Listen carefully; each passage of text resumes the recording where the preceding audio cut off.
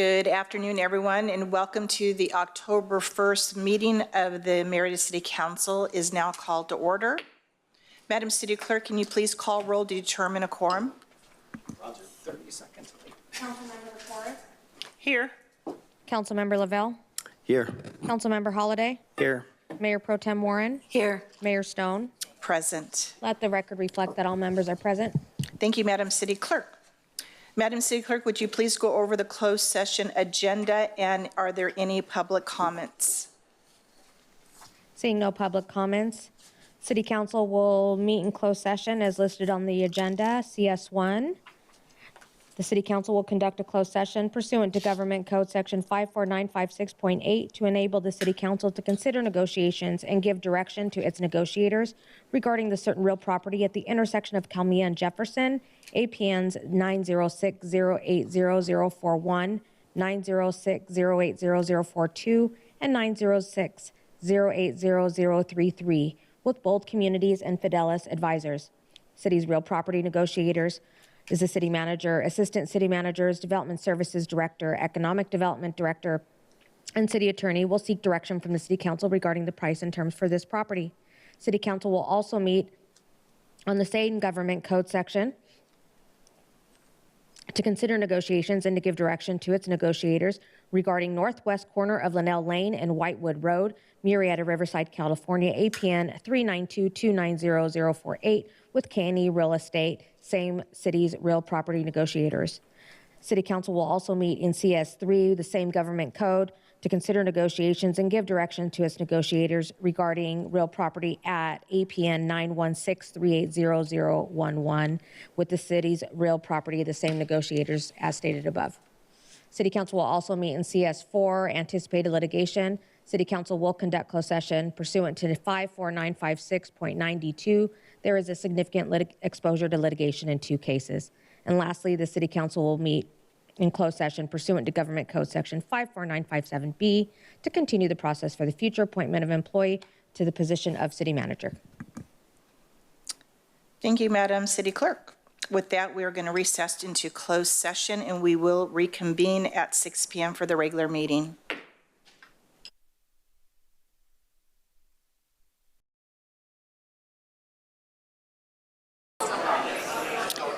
Good afternoon or good evening, everyone, and welcome to the October 1st regular meeting of the Murrieta City Council is now called to order. Madam City Attorney, please provide a report from closed session. Thank you, Mayor. The City Council met in closed session. Thank you. The City Council met in closed session on 6 items. The first 3 items were to confer with the real property negotiator pursuant to Government Code Section 54956.8. In all 3 of those items, the council was updated, no reportable action. The next item was anticipated litigation pursuant to Government Code Section 54956.9D2 regarding significant exposure to litigation in 2 cases. In those items, the council was also updated, no reportable action. In the final item, the council discussed the public employee appointment of the future city manager pursuant to Government Code Section 54957B. Again, the council was updated, no reportable action. Thank you. Thank you, Madam City Attorney. Madam City Clerk, can you please call roll to determine a quorum, please? Councilmember DeForest? Here. Councilmember Lavelle? Here. Councilmember Holliday? Here. Mayor Pro Tem Warren? Here. Mayor Stone? Here. Let the record reflect all members are present. Thank you, Madam City Clerk. Please rise for the Pledge of Allegiance led by Council Member John Lavelle. Remain standing for the invocation led by Council Member Holliday. Please put your right hand over your heart. Repeat after me. I pledge allegiance to the flag of the United States of America and to the republic for which it stands, one nation, under God, indivisible, with liberty and justice for all.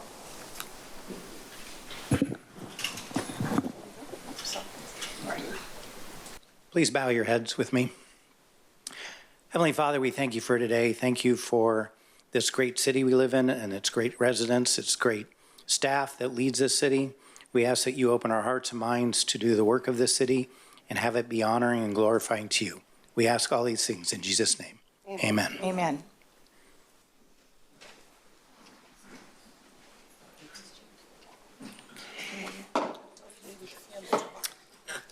Moving on to presentations. This month, we don't celebrate, but we acknowledge Domestic Violence Awareness Month. Madam City Clerk. Thank you, Madam Mayor. So on behalf of, to accept the proclamation, we have Ms. Adriana Moreno. She's the CEO of Safe Family Justice Centers. And if you can please come up to the podium, you can go right up there. Jan, do you want to join her as well? Tracy? Tracy and Jan are part of our board of directors. Thank you. Good evening, Honorable Mayor Stone, City Council members, and distinguished guests that join us today. As it was said, my name is Adriana Moreno, and I have the honor to serve as the CEO for the Safe Family Justice Centers. On behalf of the Safe Family Justice Centers, I am deeply honored to accept this proclamation recognizing October as Domestic Violence Awareness Month. I want to extend my heartfelt gratitude to the City of Murrieta for their unwavering support in bringing attention to the urgent issue of domestic violence in our community. As we gather today, we are reminded of the survivors, their resilience, and the challenges they face each day. Domestic violence knows no boundaries. It affects individuals across all demographics, regardless of age, race, gender, or socioeconomic status. Yet many survivors often suffer in silence, feeling trapped in fear and isolation. Our work at the Safe Family Justice Centers is dedicated to breaking that silence. Every day, we provide critical services, whether it's through safe shelter, counseling, or advocacy, to survivors and their families, offering them a path to safety, healing, and hope. But we cannot do this work alone. This proclamation not only shines a light on the victims and survivors, but also reminds us of the role we play in creating a community where everyone can feel safe. It calls upon each of us to raise awareness, extend compassion, and actively support the efforts to prevent domestic violence. The partnership between the City of Murrieta and organizations like ours is a vital component in driving change. Together, we can create a future where individuals are free from fear and violence and where survivors are empowered to rebuild their lives. I want to take this opportunity to thank the city's leadership for their continuous commitment to this cause. Your support amplifies our voice and strengthens our ability to reach those who need us the most. As we embark on this month of awareness, I encourage everyone here to consider how we can continue to stand together against domestic violence, ensuring that every individual in our community knows they are not alone and that there is help available. Thank you again for this proclamation and for your dedication to making Murrieta a place where safety, dignity, and justice prevail. Thank you. Thank you.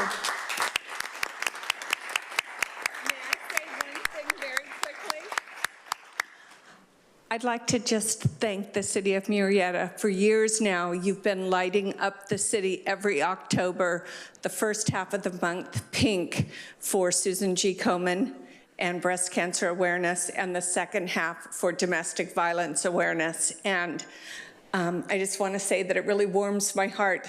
As a citizen of Murrieta, I drive past here every day, and in October, I look forward to that and appreciate it so much. So thank you. Thank you. Thank you. Wait, don't go, no. Jan, come back up. So, we have a proclamation for you this evening for Domestic Violence Awareness Month. Whereas domestic violence affects the lives of many in the county of Riverside, it felt not only by the victims, but their children, families, communities. And whereas the City of Murrieta, in partnership with Safe Family Justice Centers of Riverside County, seeks to provide protection and prevention services to keep families safe from violence and abuse through collaborative, community-based comprehensive centers, and whereas we recognize that by coming together as a community, we can raise awareness, challenge harmful attitudes and behaviors, and work towards preventing domestic violence in all its forms.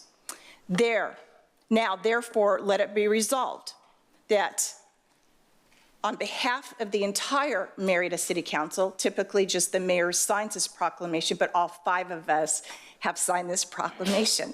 We hereby proclaim October 2024 as Domestic Violence Awareness Month in the city of Murrieta, dated this day, 1 of October 2024. So, will you all join me?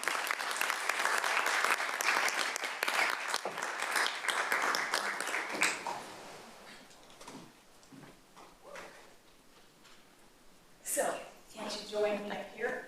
And we'll have some pictures. Okay, I'm gonna have you guys kind of squeeze in a bit. All right, over here, 1, 2, 3. Fabulous.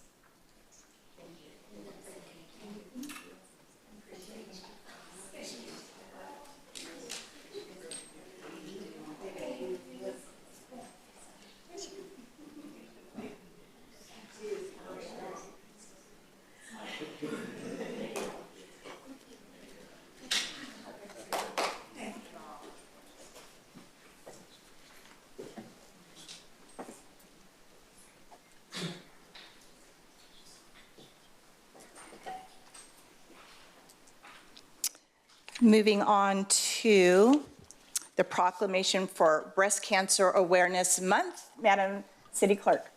Madam Mayor, we have Ms. Jill Eaton, the Executive Director. You can come on up.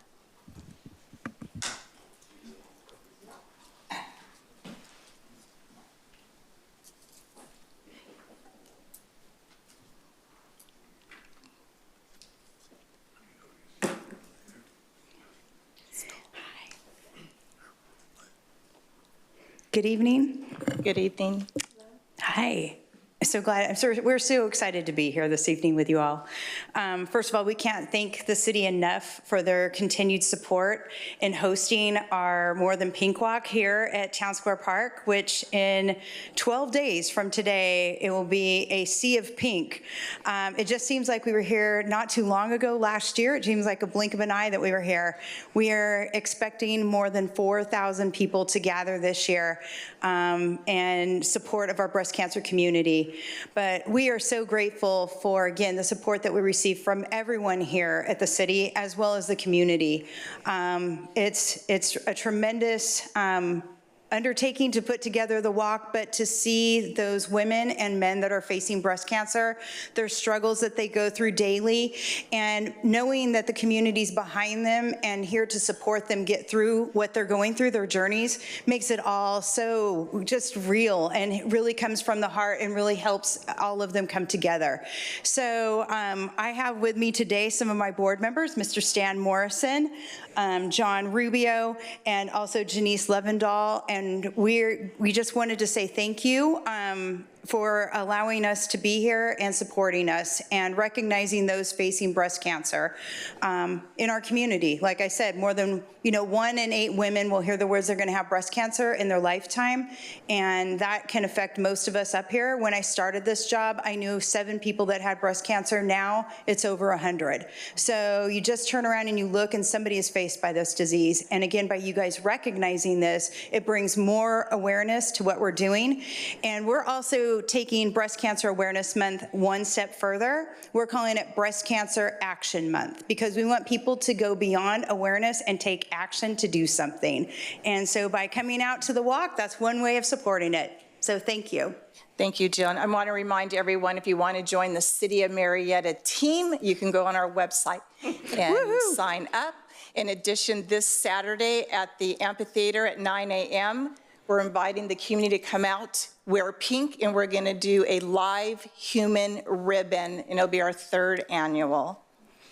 So tonight, we have a proclamation on behalf of Breast Cancer Awareness Month, and whereas National Breast Cancer Awareness Month is an annual campaign started in 1985 to increase awareness of the disease and drive action, whereas screening and early detection are critical to saving the lives of breast cancer patients, and whereas in honor of those lives we have lost and the lives we can save, it is important to recognize National Breast Cancer Awareness Month and provide patient survivors and their families the care, hope, and support they deserve.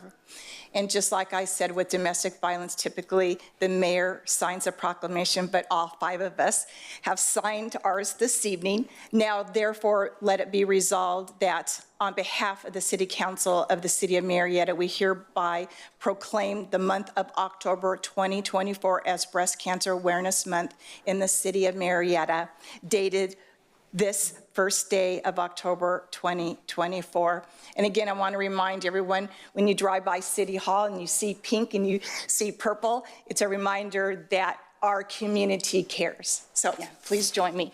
Thank you. Yes.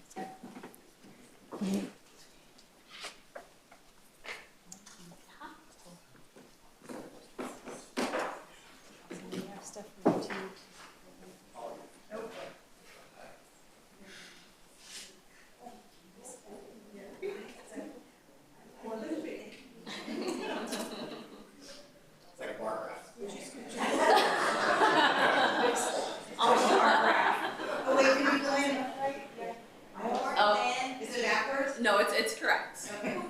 You made me second guess myself here. All right, 1, 2, 3, and then 1 for your phone. All right, fabulous.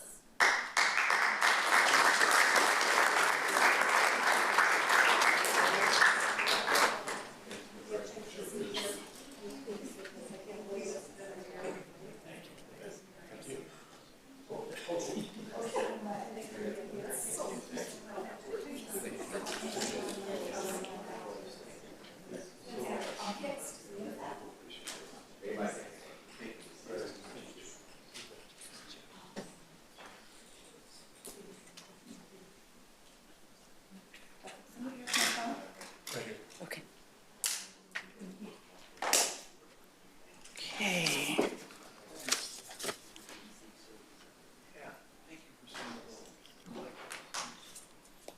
All righty.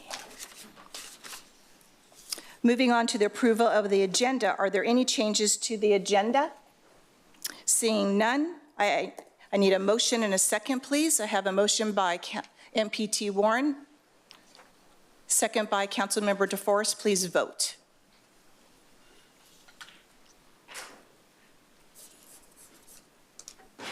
Motion carries unanimously, 5-0. Thank you, Madam City Clerk. Moving on to the City Manager Administrative Update. The City Manager Administrative Updates is an opportunity for the City Manager to provide community updates as well as department or commission announcements on current or upcoming projects. Assistant City Manager. Thank you, Madam Mayor and Council. We have 3 updates for you this evening. The first will be a library update given by Supervising Librarian Agnes Rita, followed by a general municipal election update given by City Clerk Crystal McDonald, and last but certainly not least, a community update given by our Public Information Officer, Christina Davies. So without further ado, Agnes.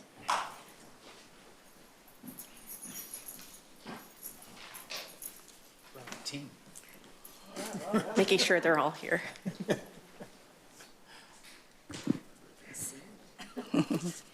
Good evening, Mayor Stone, City Council members, City Admin, also members of our community. My name is Agnes Rita. I'm one of the supervising librarians for the Murrieta Public Library, and I'm here to present our library update along with our Teen Advisory Council. I want to take the opportunity to express our gratitude for your continued support of our library. As I often emphasize, aside from our public parks, library stands as one of the most accessible and welcoming spaces in our city, serving as a place for individuals to explore books, participate in programs, and access valuable resources like our state park passes, our seed library, our Library of Things collection. And we appreciate all your support. And through that, we also welcomed our new teen librarian, Christine Vaney. She comes from San Diego County Public Library. She has 5 years experience for both public and academic libraries. She holds a master's degree in management in library and information science from USC or University of Southern California. It's dedicated to promoting literacy, ensuring equitable access to resources for everyone. And today she's here with our Teen Advisory Council members to share our library report. Thank you, Agnes, for the warm welcome. So my name is Christine Vaney, and I'm thrilled to be the new Teen Services Librarian here at the Murrieta Public Library. So as a Teen Services Librarian, I strongly believe in amplifying the voices of our younger generations, particularly through opportunities like this, in which our teens get to participate in their local government. So today, I am honored to introduce our library's Teen Advisory Council members, Azochi Orji from Murrieta Mesa High School, Akachi Orji from Murrieta Mesa High School, and Stephen Arello from Mission Vista Academy. This past summer, the Murrieta Public Library proudly hosted its annual Summer Reading Challenge, themed Read, Renew, Repeat. Designed for all ages, this initiative was not just about reading. It was a celebration of learning, exploration, and family bonding. We witnessed an incredible turnout this year, with 3,259 registered participants, marking a remarkable 42% increase in total participation. Our community pledged an outstanding 32,655 books, a 33% jump from last year, a testament to our collective commitment to education and literacy.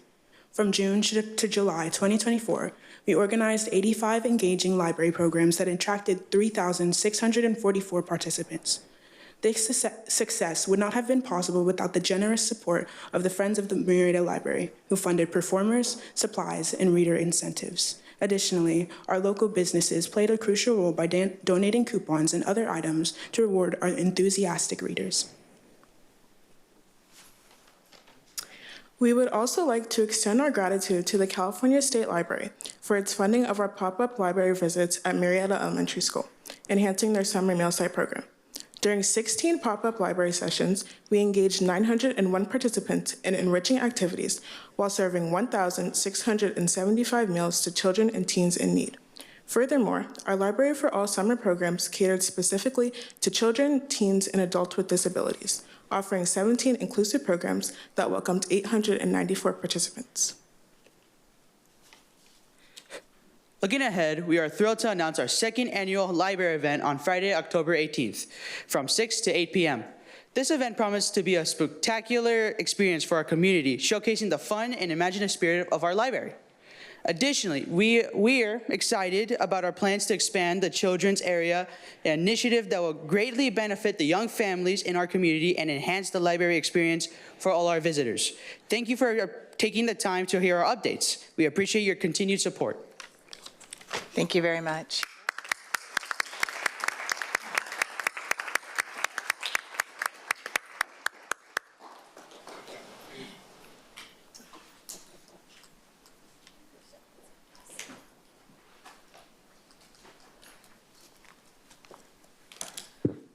Okay. Good evening, Mayor and City Council. I don't have a big team with me, but Kimberly's over there. So I'm just here to give a quick update just on the general municipal election. As we know, it's coming quickly. I think it's about 36 days away, so it will be behind us soon. So this is just a quick recap. In addition to federal, state, and special district offices on the ballot, Murrieta has a couple council seats that will also be on the ballot. We've gone through this before, but we have a vote for one for districts number 3 and 4. That is what the ballot will actually look like when you all receive it. And so that's something that I just want constituents to be in the loop on. So if you live in districts 3 and 4, in addition to the federal and state offices and propositions, you will also have a city council member to vote for. So what happens if you live in districts 1, 2, and 5? Well, you don't have a local election. You will vote on federal, state, county, all of that fun stuff, but you won't vote for a council member. And I will see you all in 2026. So if you don't see anything on the ballot for a council member and you live in 1, 2, and 5, please don't fret. You'll see it on 2026, but you can always call me. I can clear it up for you. So I'm trying to, do a little bit of outreach. How do you get vote ready, right? And the first thing, of course, is to register to vote. So I'm not here to, give an education course on how to register to vote. So it's all up there. But I did want to point out that, the state has done a really good job that 16 and 17-year-olds, they can pre-register to vote. And a lot of high schoolers don't know that. And so I'm really going to try and reach out to them. If you're 16 or 17, you go to the state website and you pre-register. And then on your birthday, you are actually, it transitions to where you are now a registered voter and you can vote. So I think that's fantastic, and I love that. And so I wanted to point that out. This is all information from the state, and so you also cannot be serving a prison term or be found mentally incompetent. So there's that. To register to vote, you can go on the state's website, registertovote.ca.gov, and you can also go to the countyvoteinfo.net. You can also come to your city clerk, and you can go to any city clerk in any agency. I actually have some in the foyer right there. I've had plenty of Murrieta constituents actually come and register with me, and then I take custody of it, and I make sure that I get it to the county, and they become registered to vote. So you can always come see me, and I'm going to help you the best way that I can. So where can you vote? And so here you can come to City Hall. So I'm just a vote by mail ballot drop box only. I'm not voting you can't vote in person here at City Hall. But I start October 7th, and that's through November 4th. Those are the hours up there. This is a lot of information. It's going to be on the city's website, and this will be online in the next couple days. So if anybody wants to reference it, they can, or call me. Election day, we're here from 7 a.m. to 8 p.m. Fire station number 4, they've been kind enough to offer up their facility, and they're an 11-day vote center. It's in-person voting, and they are starting October 26th through November 4th. And then, of course, we have our library folks. As always, they have offered their facility, and they have they're a 4-day voting center. So they will be here November 2nd through the 4th. It's all it's very collaborative, and we partner very well with the county, and we do what we can here in Murrieta. Those are just city facilities.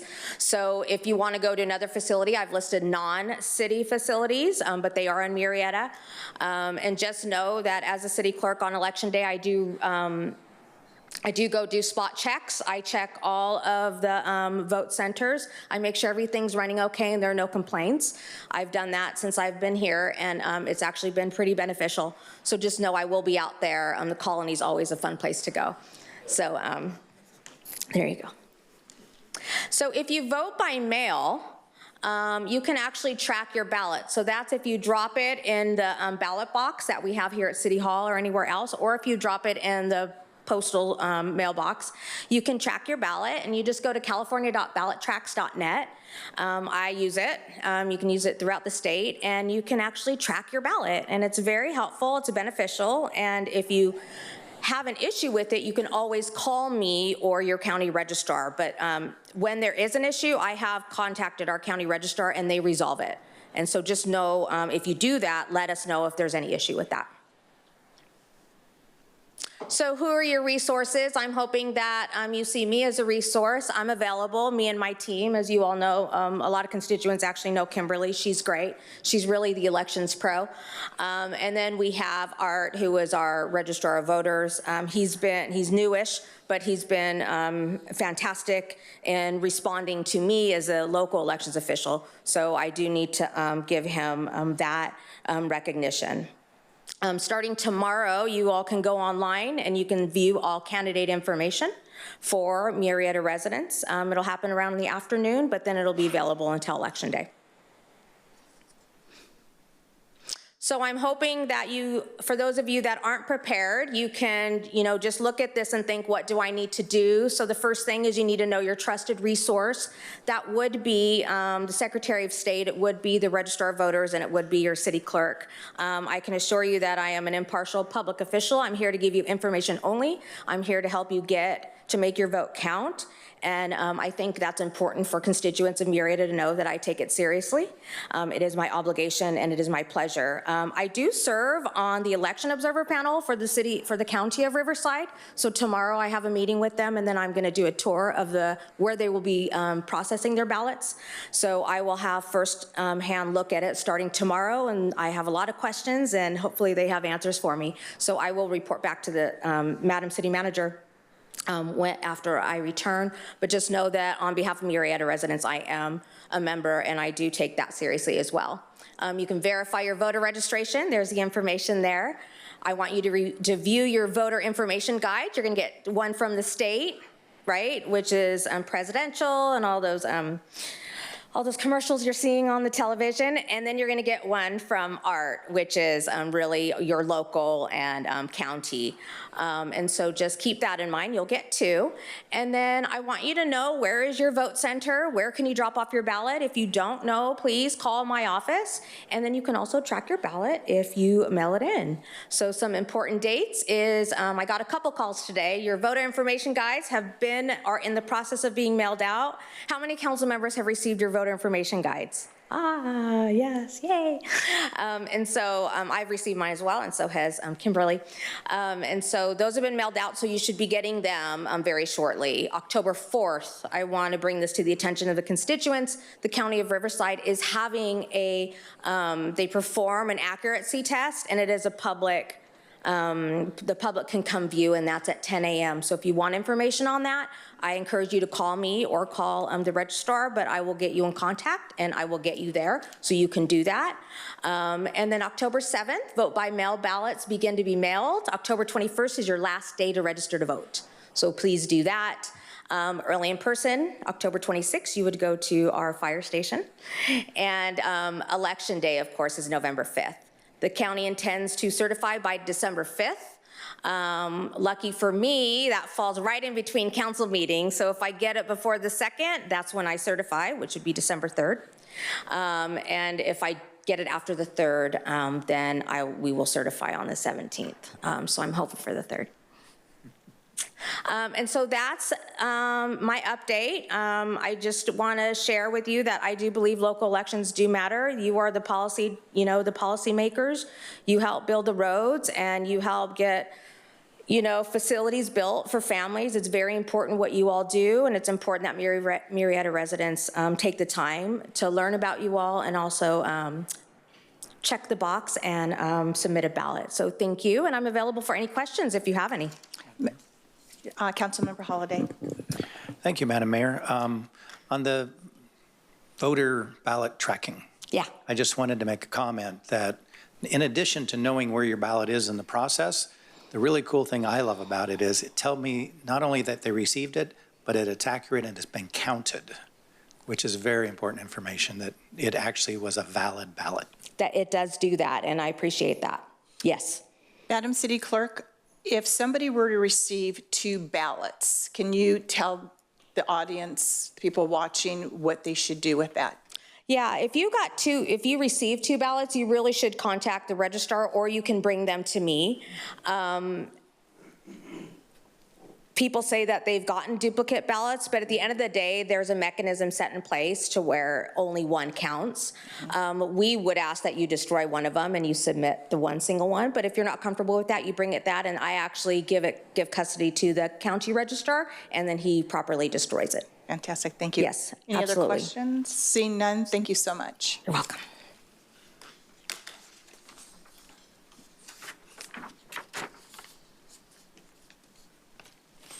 Well, hello, Mayor Pro Tem, and council members. So I'm just here to give an update on what is going on in Murrieta. October is definitely jam-packed with a bunch of events and things that are going on. So first, we're going to start off with Murrieta Market Nights.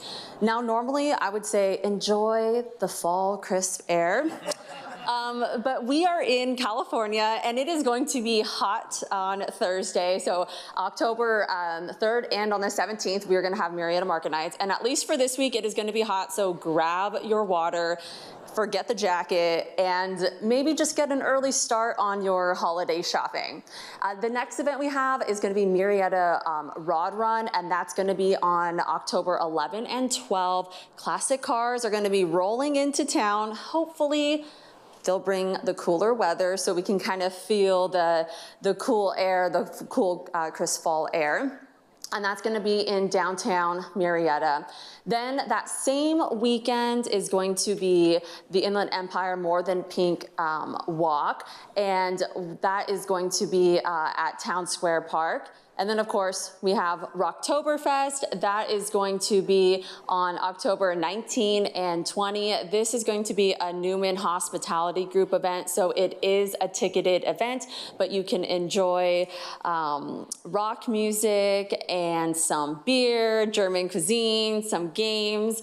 And I think it's going to be a good time, but it is a ticketed event. And now all the information you'll need for those events and things that are happening in Murrieta, you can go to murrietaca.gov/events, or you can go to murrietaca.gov/connect. There you can connect with the City of Murrieta. We'll be sending out information. I know Crystal touched on the election, so we'll be posting information about the elections on our social media accounts, as well as these events. Any questions? Seeing none, thank you so much, Christina. No problem. Thank you. Thank you. And thank you, Madam Mayor and Council. That concludes the administrative update. Thank you, Assistant City Manager Justin Clifton. Moving on to Governing Body Commission Committee Board Reports. The Governing Body Reports is an opportunity for the City Council to provide a brief report on conferences, seminars, commission committees, and board meeting attendance. Report shall not exceed 3 minutes. Councilmember DeForest. Thank you, Madam Mayor. I attended the RCHCA, and the only thing to report out is there's some habitat management equipment funds, to total of $121,000 for the Sycamore Canyon conservation. And our next meeting will occur on December 12th, 2024. Thank you so much for your time. Thank you, Councilmember DeForest. Councilmember Lavelle. I have had no meetings, so I have no updates. Thank you. Fantastic, thank you. Councilmember Holliday. I will be deferring till next meeting. Thank you. MPT Warren. Thank you, Mayor. On the 23rd of September, I attended the RCTC Commission Interstate 15 Ad Hoc Committee, and that was to see about funding for continuing the toll lanes from Cajalco all the way to Lake Elsinore. And so we were trying to find some genius ways to find some money for that. That will be brought to the full commission within the next couple of months. On the 25th, I, along with the mayor, attended the Southwest Elected Leaders Collaborative for Regional Traffic and Transportation, where Kelly Sierra, our senator, spoke to us. And he basically said, you need to go to Sacramento as a whole, this region, and let them know that we need what we need, and we need it now. So we're hoping to do that next year in January. Will they have time to listen? We'll hope so. On the 25th, I also attended the Southwest Transportation T-Now meeting, where we have come up with a really cool bus plan for us to try out, going on a bus trip, and then we're going to do something next year and bring others into it. On the 26th of September, I attended the RTA Board of Directors meeting, and you can read, it's kind of small, but the ridership was up. We are still giving free rides for youth through June of 2025. Some routes have been improved and changed, so make sure to check the route listing before you go and jump on a bus or find a bus route. RTA gave 9,736 free rides on Car Free Day, which was September 22nd. I thought that was remarkable. And we also did a bus stop strategy policy update, and we are fine-tuning that. But the one thing that we did do, which I thought was pretty amazing, our bus drivers are always go beyond the call of duty. On July 13th, one of our bus drivers realized there was an autistic young man, 16 years old, who was listed as missing, and she saw him get off a bus, get back on the bus, get back off another bus, get back on a bus, and realized it was a young man that was missing, called the authorities, and reunited him with his family. And he was so thrilled, but he said it was the best ride he'd ever had. So I want to, our bus drivers are just amazing, and I just wanted to give them a shout out tonight. That concludes my report. Thank you. Thank you, MPT Warren. Along with MPT Warren, we facilitated the Southwest Elected Collaborative on traffic congestion. In that meeting, for the last 9 months, we've met collecting data and resources from RTA, RCTC, WRCOG, both of our state representatives, Kelly Ciarto and Kate Sanchez. Pechonga's been at the table, along with the cities of Menifee, Canyon Lake, Lake Elsinore, Wildomar, Murrieta, and Temecula, and also the county. Our goal and our objective is to fight Sacramento, because Caltrans will no longer widen or build freeways, and our leg of freeway is one of the top 10 most congested freeways in the nation. And as the senator stated, is our voice must be heard, and we will hopefully in January take his advice. He will partner with us along with Kate Sanchez, our assembly member, and we will go up to Sacramento. We will be heard because our voices need to be heard in order for us to facilitate any sort of infrastructure in the future. So that concludes our governing body, commission, committee, board reports, and moving on to public comments.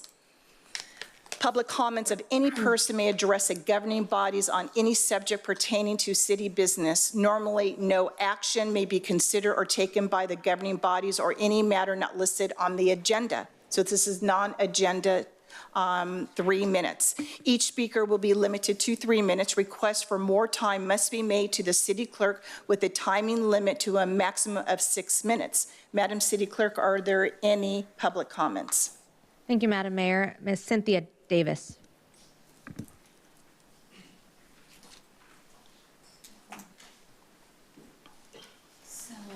Hi.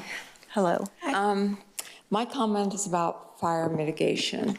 So I live in Bear Creek, and throughout Bear Creek there is a ravine, and this ravine is owned by the golf course. For the past 10 years, I've been working with the golf course, the fire department, the boards of directors within the community of Bear Creek, trying to get it cleaned up and all the debris, the dead limbs, the trees, removed, and the golf course has just refused.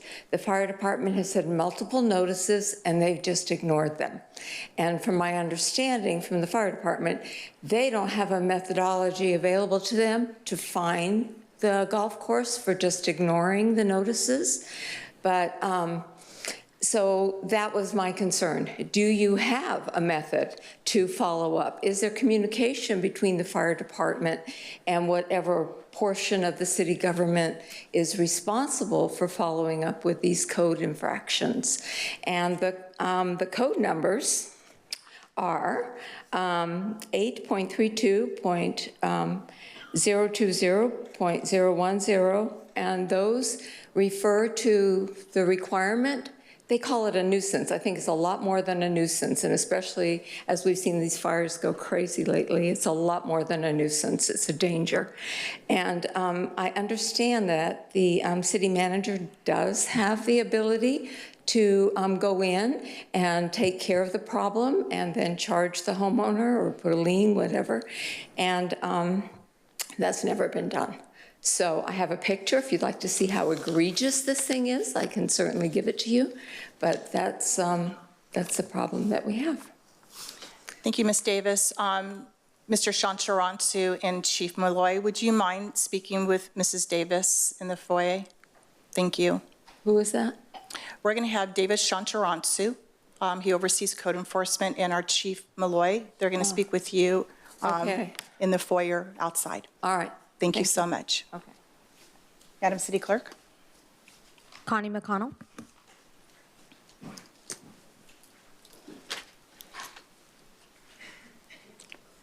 Good evening. I'm usually here to talk about, Murrieta Market Nights, the MAC, Murrieta Arts Council, Historic Society. I'm on the board of the Cemetery District, but I want you all to know tonight I'm not here in any of those capacities. I am here simply as a resident of the west side of Murrieta, which is in District 3. I just learned last week, and probably some of you knew ahead, maybe not, about the new school which is proposed to go on the corner of Ivy and Hayes.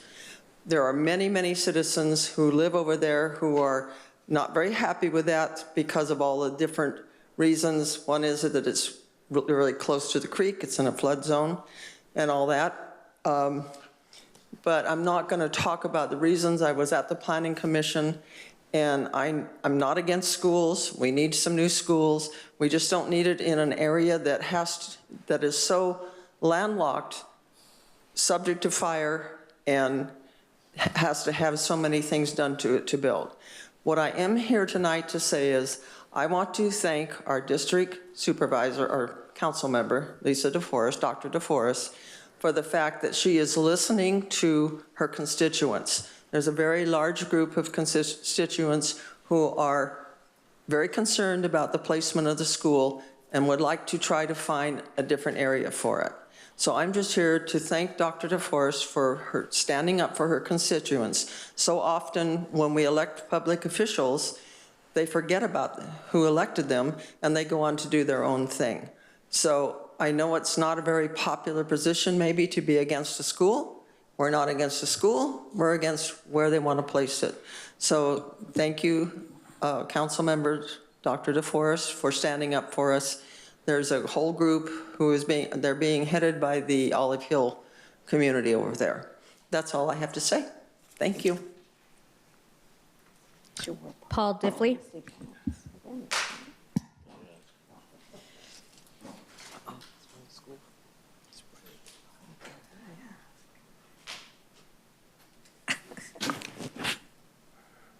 Madam Mayor, your distinguished board,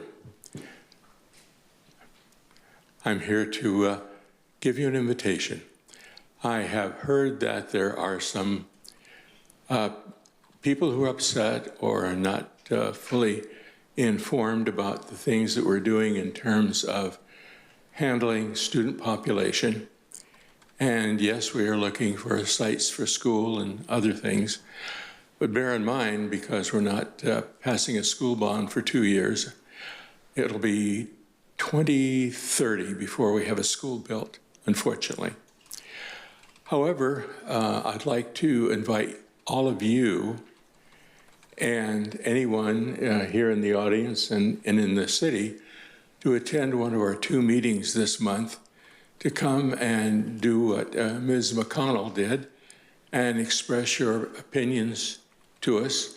At the same time, perhaps learn a little bit more about what it is that we're doing. Thank you for your time. Appreciate it. Madam Mayor, that concludes public comments. Thank you, Madam City Clerk. Moving on to the consent calendar, approval of items 1 through 13. Items on the consent calendar are considered routine and may be enacted by one motion and vote. There'll be no discussion of these items unless specific items are removed from the consent calendar for separate motion. Are there any requests from council to pull any consent calendar items for discussion or abstain from voting? MPT Warren. Thank you, Mayor. I don't want to poll anything or discuss anything, but I do want to congratulate our Chief of Fire, Bernie Malloy, for the grant and what he has done to help our fire department get the money that we need to move forward and keep this community safe. He's done an excellent job, and I know he likes to thank everybody for all the teamwork, but I know how hard he worked on this grant, and I just wanted to publicly say thank you, Chief. Thank you, MPT Warren. Madam City Clerk, are there any members of the public requesting to speak on a consent calendar item? Thank you, Madam Mayor. Mr. Casson Klein.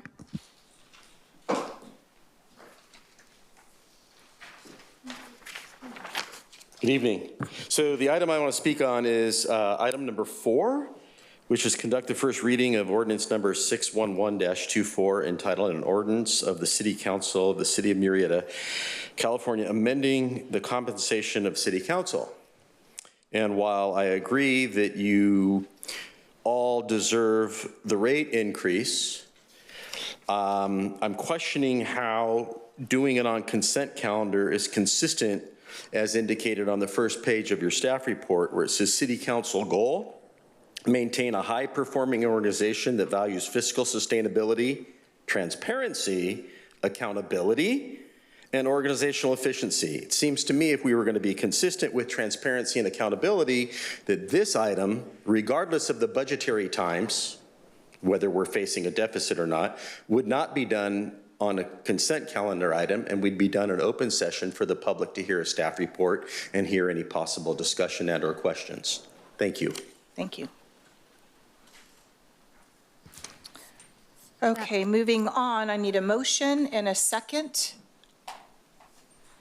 A motion by Councilmember Holliday, a second by Councilmember DeForest. Please vote.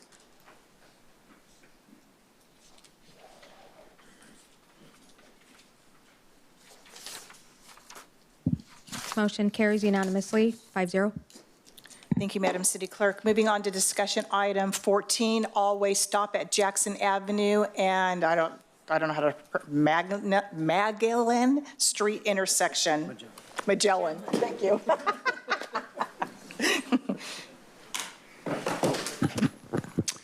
Good evening, Mayor Stone, MPT Warren, City Council, city staff, and residents and general public. My name is Bob Malian, Director of Public Works. I'm joined by Jeff Hitch, our city engineer, and Brian Stevenson, our consultant traffic engineer from Rick Engineering. We're here tonight to talk about the all-way stop at Jackson Avenue and Magellan Street intersection on the south side of town, just south of what is the Murrieta Plaza. People most know it as the Sam's Club area in the commercial center. Just want to give a brief overview of the area. If you see in this aerial view, the Jackson Avenue, the red line in this photograph shows the current location of Jackson Avenue as it hits Murrieta Hot Springs. Currently, it's just east of the commercial center and just west of the Fast Five car wash. Previously, Jackson Avenue had an alignment that came out at Hot Springs Road just east of the northbound off-ramp for the 215. So in order to facilitate the improvements of the 215 Murrieta Hot Springs interchange, as well as facilitate the commercial center, the Murrieta Plaza, which includes the Sam's Club in the area, the roadway needed to be realigned to the east to its present location. Additionally, the south end of Jackson Avenue prior to 2014 did not connect to Yanez Avenue. In 2014, prior to that, probably 2012, the City Council directed the engineering department to come up with plans to connect Jackson Avenue to Yanez at the Temecula-Murrieta border to facilitate travel north-south in the possibilities of the 215 closure during an earthquake or any type of catastrophic event, and also just to facilitate better routes north-south in the city. So in 2014, the city connected Yanez Avenue to Jackson Avenue with a bridge in that area. So just wanted to give a little bit of background on how the traffic is out there today. Additionally, traffic will probably increase once the French Valley Parkway Phase 3 project that Temecula intends on building will allow traffic to pass over the top of the I-15, go between Jefferson and Yanez, bringing more traffic to probably that corridor on Jackson Avenue, and also facilitate some of the north-south movements. With that, I want to introduce Jeff Hitch, who's been with the city for coming up on 20 years next year as our city engineer, and Brian Stevenson with Rick Engineering. Rick Engineering's been doing traffic consulting for the city for probably 25 years prior to my start here, but Brian's been with the city for over 15 years, has a great knowledge of what goes on in this city, and has done a lot with the traffic industry. So with that, I'll pass it off to Jeff Hitch. Thank you, Mr. Mailing. Good evening, Madam Mayor, Mayor Pro Tem, and council members. As you said, I'm Jeff Hitch, city engineer. Here to talk about Jackson Avenue and Magellan Street. This is a particular area, as you know, Bob gave a great introduction of the location, kind of where we're talking about. This area has been in discussion here with the city now going since 2014. As Bob indicated, we constructed Jackson Avenue. We had to construct that critical bridge at Warm Springs Creek. You can sort of see that in the photo down the red line as it approaches the Temecula boundary. Just before you get to the Temecula boundary, you can see kind of Warm Springs Creek meander through the area and across the road. That's the bridge that we installed there. Prior to that bridge, there was no connectivity to Temecula. So if you look at our traffic in that area, in 2013, for example, we did traffic measurements in the area and came up with around 2,500 annual daily trips, or ADT as we tend to refer to it in the engineering community. That was very low volume, obviously, for a 2-lane road. It's kind of what you would expect down in there to serve Temecula Valley RV, which is down the road, as well as the residential community that's down there at Elm Street and Jackson. It was kind of the end of the road, if you will, back in those days.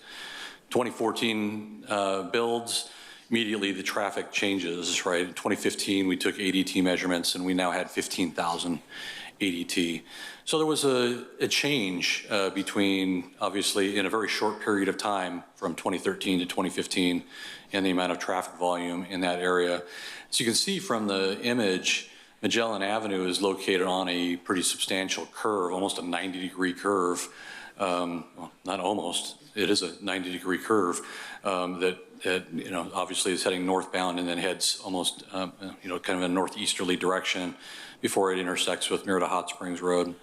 There's one other element here that I just want to bring to your attention, which is just other improvements that are eventually planned in the community.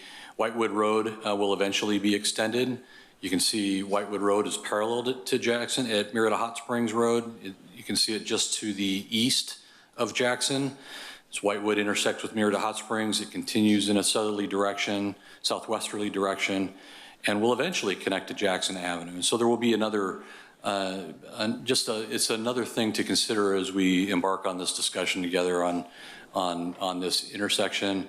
When that Whitewood interconnection occurs, that's also going to be taking some of the traffic kind of as we move forward. So in 2014, we started receiving requests. The roadway with Jackson was opened in 2014, in middle of 2014, around June. Before the end of the year, we started receiving phone calls from residents expressing, wait a minute, there's a lot of traffic coming up this road. They're driving really fast. We're concerned about trying to get out of our neighborhood. Can you come take a look at this? So they were concerned notably about high speed, obviously the substantial increase in traffic volumes, which I kind of just described. And then limited sight distance was another factor that they brought into play. And with limited sight distance and those other factors involved, the potential for accidents obviously is a continued concern as well. At that time, the residents requested either an all-way stop or a traffic signal, something that might mitigate for the dangers that they perceived. We kind of just talked a little bit about some of this background, but Jackson Avenue is, as we've kind of seen, was a 4-lane major classification roadway. The posted speed limit there is 45 miles an hour. And we had resident requests not only in 2014, but also again in 2015, 2016, and 2018. In each of those cases, we performed warrant analysis for a traffic signal as well as all-way stops. And in each of those cases, warrants were not met. In all of those cases, the sight distance was measured by our traffic engineer, and it was determined at that time that the sight distance was adequate. We did recognize that there was vegetation, as you can see in the photo there on the screen. You can see some of the vegetation as part of the sight distance corridor, kind of off in the distance on the right side. And you can see vegetation there in the parkway. Some of that vegetation was overgrown at that time. We did reach out to the Jackson Crossing HOA. And requested that they remove some of that vegetation, which they did. At that time, it was a matter of them raising the skirts on the trees to try and so you could see under the trees, under the tree crowns or canopies, and then also lowering the vegetation that was on the ground. We also installed intersection ahead signs. As you can see there in the picture on the right, that's the actual sign that's located now on Jackson. That was a result of those residents' requests in 2016. And with that, I'm going to hand this over to Mr. Brian Stevenson, our traffic engineer, who is going to give you a little detour on always stop and traffic signal warrants. Thanks, Jeff. Good evening, Mayor, Mayor Pro Tem, and Council. When we install or consider installing an always stop or a traffic signal, we're required to follow the guidelines that are outlined in the California Manual on Uniform Traffic Control Devices, commonly referred to as the MUTCD. This is a 1,400-page document that is based off of the federal one, but there's much more in-depth detail in the California one. It also provides guidelines on how we design appropriate traffic control for projects, but signage, markings, stop signs, or always stops and signals are what we primarily use this for. For always stops, the requirements that must be met based on the warrants are minimum traffic volumes over an 8-hour period, and that is when the volumes on the intersecting roads are approximately equal. Another one of the warrants is the accident history at the intersection. The requirement for that is 5 or more collisions within a 12-month period of type susceptible to correction by a signal. That would be a broadside accident or a someone turning left in front of another vehicle, as opposed to like a rear-end accident. And then sight distance constraints. If there's not adequate sight distance for somebody turning from the minor street onto the freely moving mainline street, then we also have a warrant to install a always stop for that. For traffic signals, there's a little bit more extensive warrants, likely because they cost a lot more and it's a much larger improvement than an always stop. There's 9 warrants. The primary ones for our consideration in this case are the minimum vehicular volumes for the 8-hour, the 4-hour, and the peak hour warrants on a typical day, or when there are high pedestrian or bicyclist crossing that might be crossing the mainline road, and again, the collision history. So we looked at both of these warrants based on volumes in spring of 2024 when schools were in session, and we determined that a traffic signal did not meet the minimum requirements for installation, but an always stop did based on the sight distance constraints. I'm going to pass this back over to Jeff. Thank you, Brian. So kind of moving forward to today, so this year we started receiving some additional concerns from the residents in the community. These concerns were the same concerns really as before. And with that, we put some tubes back on the road and did some additional traffic counts, in particular turning movement counts that we would do at the intersection of Jackson and Magellan. We found the 85th percentile on Jackson came in at 45 miles an hour northbound and 54 miles an hour southbound, about what you kind of expect to see on a 45 mile an hour design speed road. At least what we consistently see in the area. I think the northbound direction is a little slower as it's kind of running around that curve. The 15,500 vehicles per day is consistent with the ADT that we had seen in 2016, I believe. It's at least similar to it anyway. There was some slight variations. Sorry, I lost my notes here.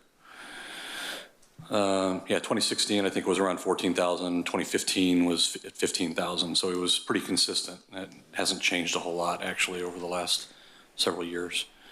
The overgrown vegetation was really the biggest problem that we encountered as we looked at this intersection again, and this is kind of what we'll focus on.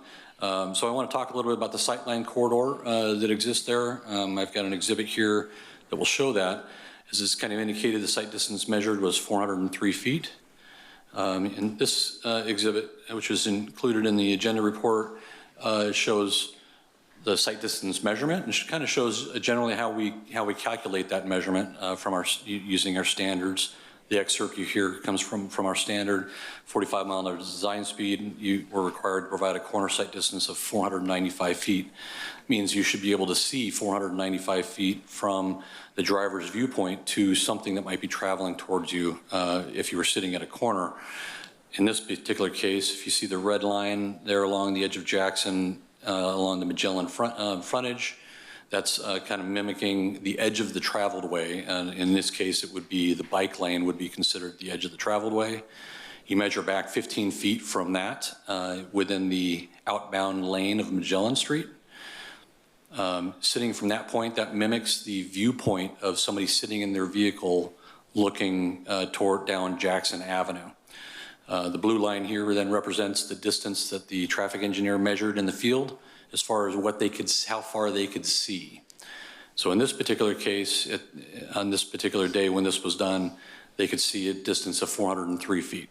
As we've identified, the corner sight distance requirement is 495 feet. So we're stuck with almost at a crossroads as far as what to do regarding that sight distance. And there's some different solutions which we're kind of presenting here tonight. I'm going to walk through real quickly to another photo here. Oh, I guess I don't have that photo here. I thought I had oh, wait a minute. There, I do have that photo here.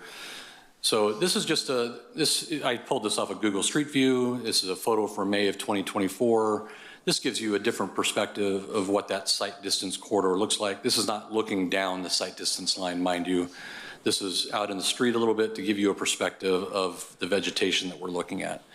And in particular, the big thing that we noticed that's different here, in 2014 when we looked at this, these trees were sticks. Mm-hmm. They were very young trees, and you could easily see between the trunks. As you're sitting now at this intersection, the difference now is these trees have matured, the trunks have gotten larger, and it looks more like a wall of trees that's now a lot more obtrusive to somebody trying to look down that roadway. And so that's changed our perspective. So in all the years prior, we said, oh, there's plenty of sight distance. Now we're looking at this and saying, well, wait a minute, this is there's something else going on here.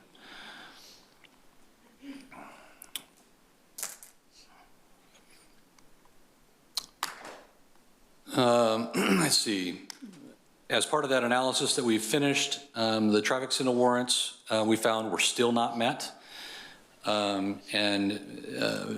we've kind of indicated here, based on the MUTC criteria, an all-way stop was now determined to be met due to the sight distance constraints. So an all-way stop is now a viable option.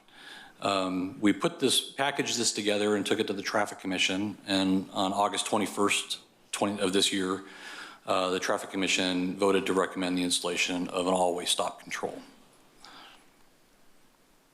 So based on that, we had some additional concerns from the community that came to our attention.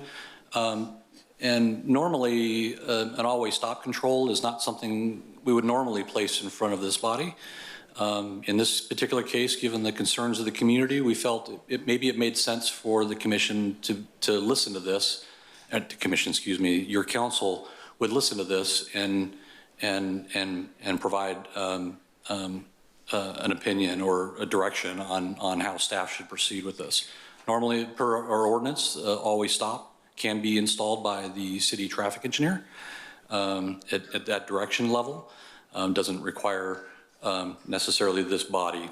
But that being said, the reason we're here tonight is because of the comments that we received from the community. We felt it was important to bring it here. As part of this analysis, we decided we also needed to take a look at potential concerns, because some residents in the community had concerns about the amount of traffic on Jackson Avenue, and whether or not this all-way stop would be a problem for that. So there's two freeways of thought here. You have the traffic on Jackson Avenue and the disruption to those people, the community that are commuting down Jackson Avenue. And then you also have the school of people that live in the Jackson Crossing neighborhood. I think I forgot to mention earlier, Jackson Crossing, as you can see here in the lower right corner, the Magellan Street is the only source of ingress and egress to that community. They do have a secondary emergency access for fire vehicles if there was a fire, but this is the only access in and out of the community. So that is important to note. Those residents are concerned about the safety of getting in and out of the community. So we're weighing the differences between those two schools of communities within the region. This is an always stop simulation, what we put together. The clerk, do you have a way of starting that simulation? I don't have a mouse here. So this is a simulation that shows how an always stop would function. I would note that this is done at 2 times speed. And so it may look like vehicles are not stopping at the stop signs, but they are in fact stopping.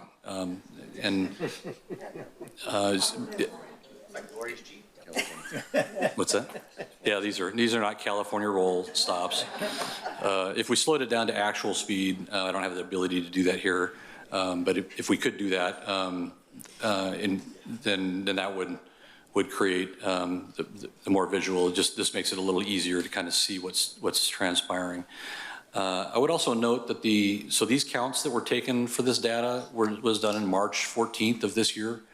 And the way this is done, we use the tubes for Jackson Avenue to determine the annual daily traffic. That determines the volume of traffic on Jackson Avenue itself. And then we did turning movement counts at the 4 corners for people that are doing turning movements. That represents the cars that you saw turning in the simulation. Can you run that simulation one more time, please? And so you see the yellow car coming in to make a turning movement. So that would represent somebody that called that. So obviously we collected all this data. When you collect this data, it doesn't just automatically turn into a simulation, right? So this is run through a program called Synchro. It's a specialized traffic engineering program that's designed specifically for simulating the pattern of traffic that is based on data that's collected in the field. The turning movement counts were specifically taken from what our traffic engineer determined was the most intense use during the peak hour period. Peak hour period in this case being from 4 to 6 p.m. And the time period that was chosen on that particular day was the 1 hour time period was 4:45 to 5:45. That data is what was used for the purpose of generating that simulation. So that gives you an idea of how that might function. I think we indicated in the agenda report that it might function similar to the intersection of Jefferson and Magnolia, which is just north of Lemon Street. I had this mixed up with Mr. Holliday, I believe, earlier. Anyway, so that intersection has a slightly lower volume. This is around 15,000 ADT. That intersection is somewhere between 12 or 13,000? 10,000. And then Daylily was 13. Oh, and Daylily was 13. So the other intersection that actually operates another 4-way stop intersection, always stop intersection would be Whitewood and Daylily, just north of Alta Murrieta by the elementary school there.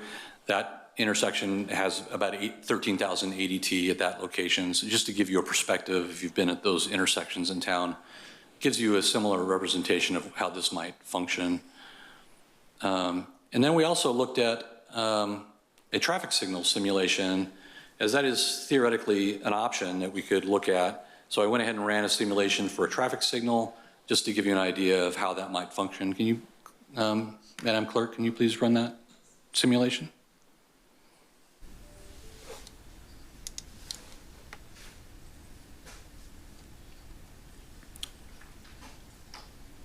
You can actually see the lights there on the screen there. They just turned red, so now traffic is stopping. You see the side street turned green, now yellow, now red. Now the through movement north is green and the left turn pocket's green. Clear out the left turn pocket, so on and so forth. So it's a pretty typical simulation you would see from a normal traffic signal in that area.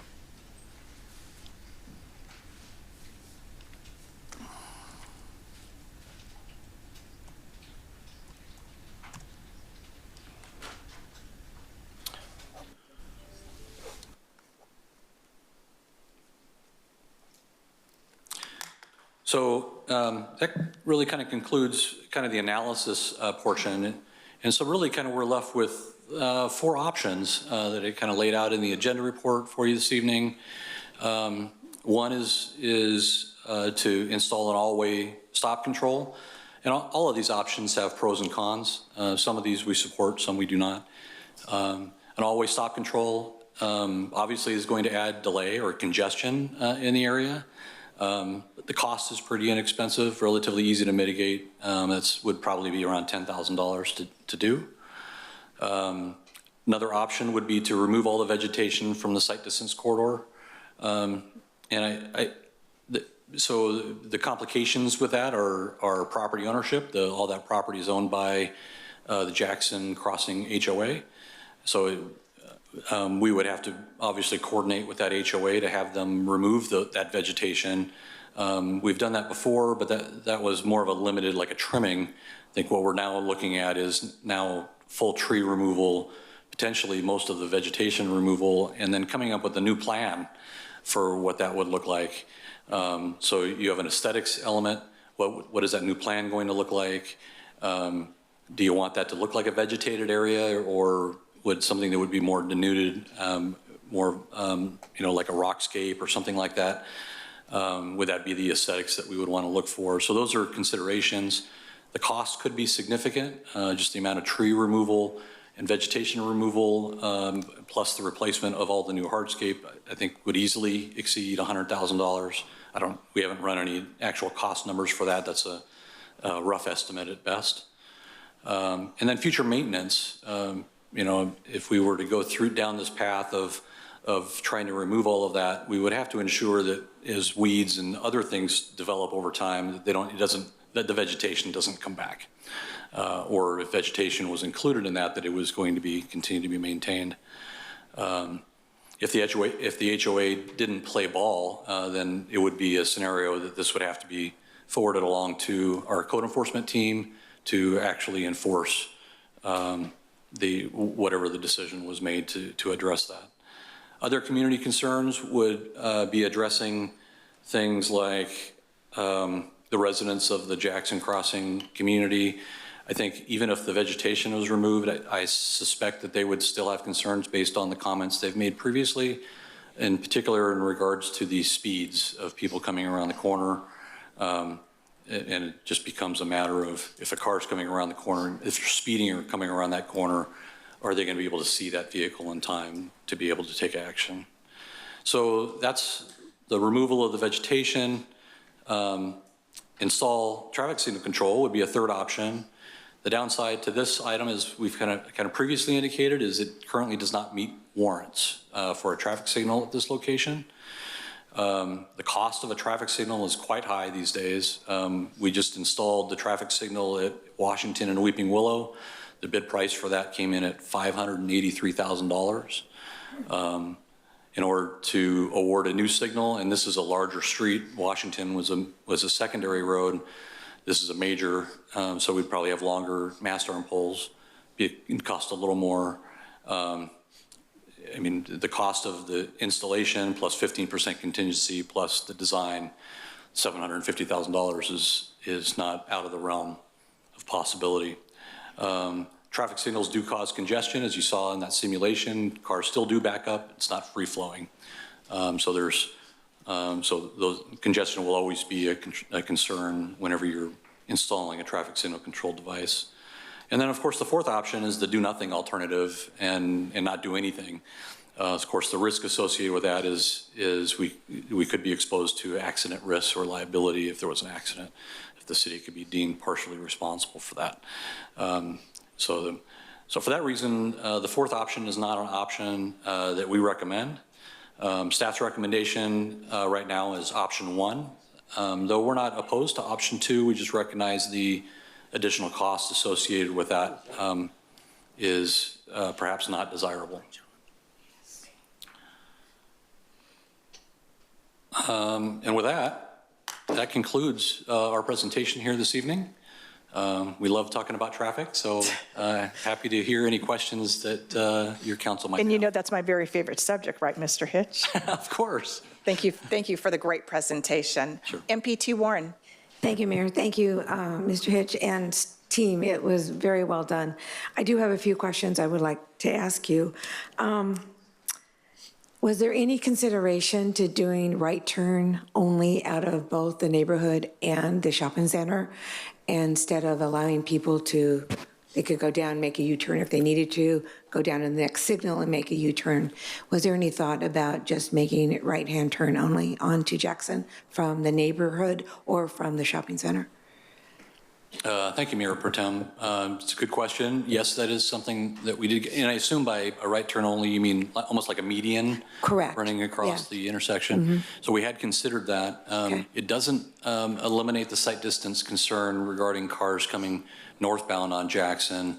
If someone was to take a right turn, somebody could rear end that vehicle. It would eliminate the broadside collisions, which are the more significant collisions that we're normally concerned about. But it wouldn't eliminate necessarily all the rear end collisions.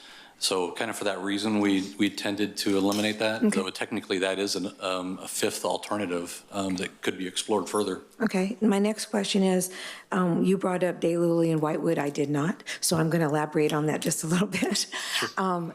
That is a four-way stop, and now several times during the day, especially in the evening or in the morning hours, going towards Los Alamos on Whitewood, that four-way stop can go all the way back past the fire station. People are backed up on that road.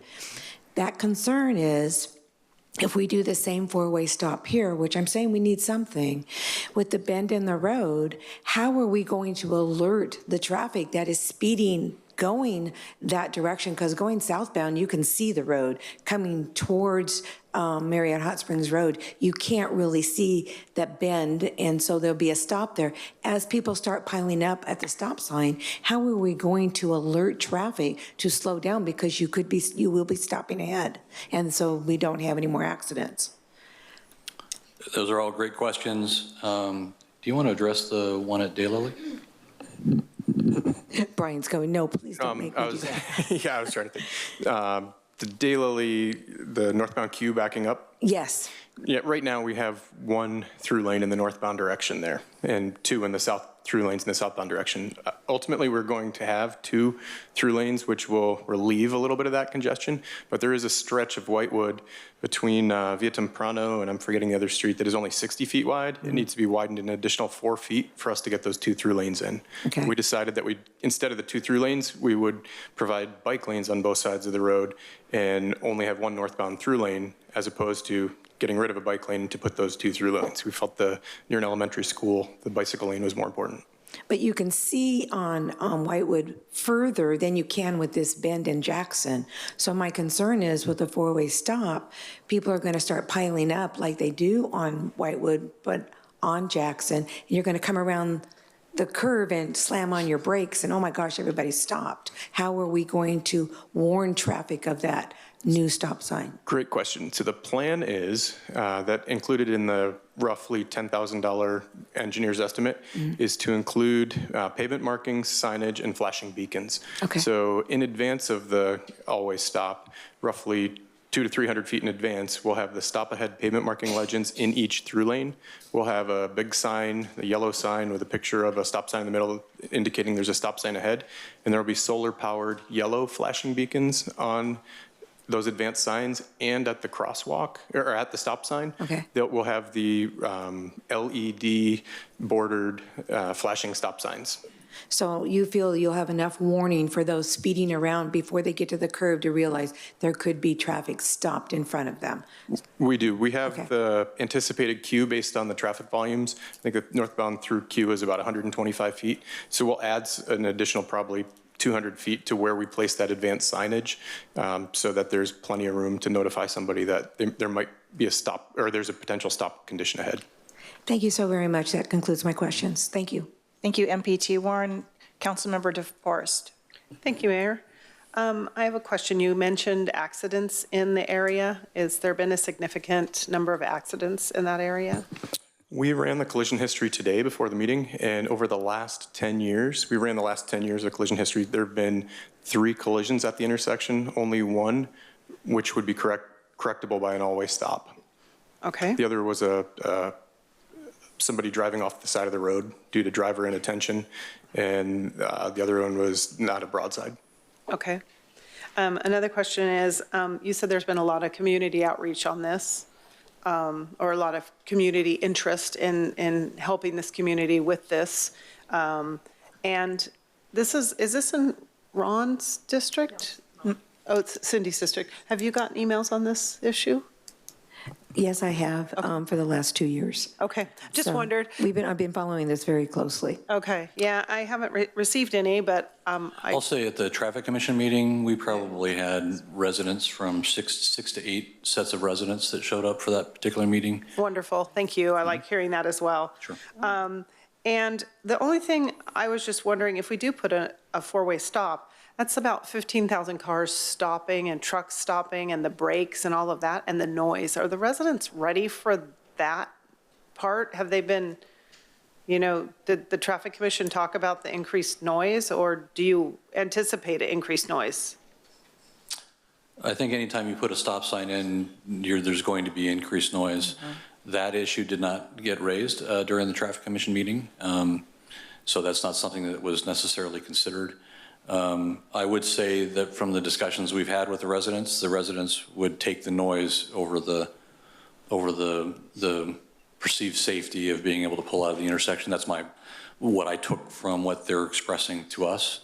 But that question has not been formally brought up to the residents. All right, thank you for that interpretation. I appreciate that. And that's all of my questions. Thank you so much. Back to you, Madam Mayor. Thank you, Councilmember DeForest. Councilmember Holliday. Thank you, Madam Mayor.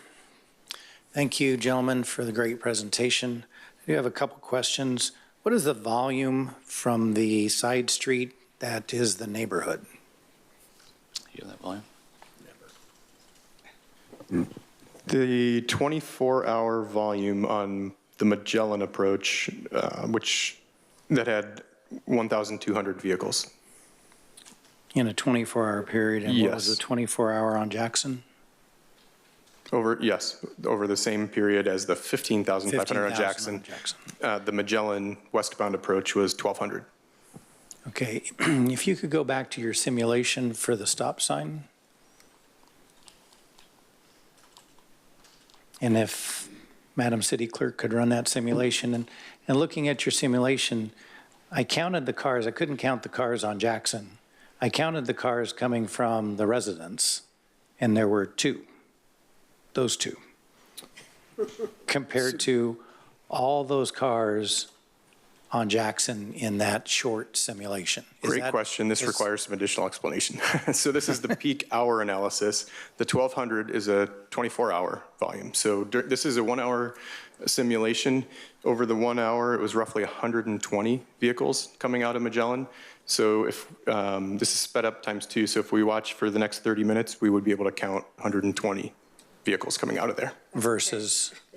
The 2 that we've observed over. Versus how many on Jackson? Oh, versus how many on Jackson? Jackson was, during that same peak hour, was roughly 1,500. 1,500? In the peak hour. Right, 120 to 1,500. Yep. Is the difference, okay. And then, already got my question answered on the accident data. If the vegetation was removed, what would the sight distance be? We believe we could achieve similar results as we did in the past, which would be greater than the 495 But we don't know what the number is. It's just, we know it's greater than that. Yes. Okay. And In fact, if you'd like, I can go back to our. So the sight distance, the length of the sight distance, if the sight distance line was going down the wall, the perimeter wall behind those houses, that would be your maximum sight distance line.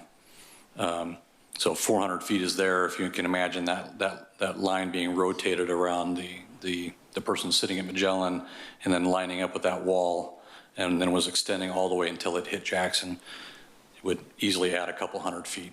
So yeah, that's what I was thinking. Yep. Mid 500s to maybe 600. Yeah, or more even, yeah. Okay. And so this was not necessarily caused by the HOA, but it's their vegetation that's causing the site distance problem. That's correct. Has there been discussions with them about participating in the mitigation? Not since 2016. We have not approached the HOA of late. And I think primarily why we didn't is because of the magnitude now of the change.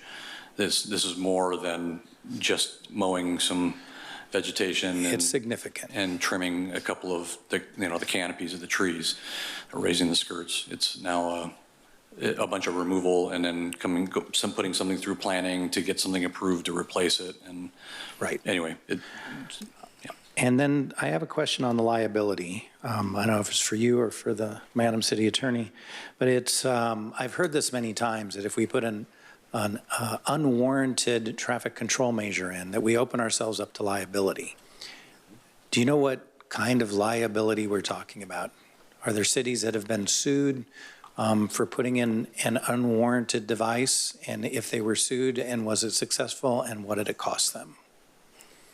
I'm not aware of any other agencies that have been sued for this, but the concern in the engineering field for installing an unwarranted traffic control device like that is that if we're forcing somebody to stop now on Jackson Avenue that was not previously forced to stop, they had free-flowing traffic for the through movements, and we are forcing them to stop with an unwarranted installation, and they're in a rear-end collision, there is a potential that if an attorney gets a hold of any of the documentation that we installed an unwarranted traffic control device and there was a rear-end accident, there's the potential for liability right there.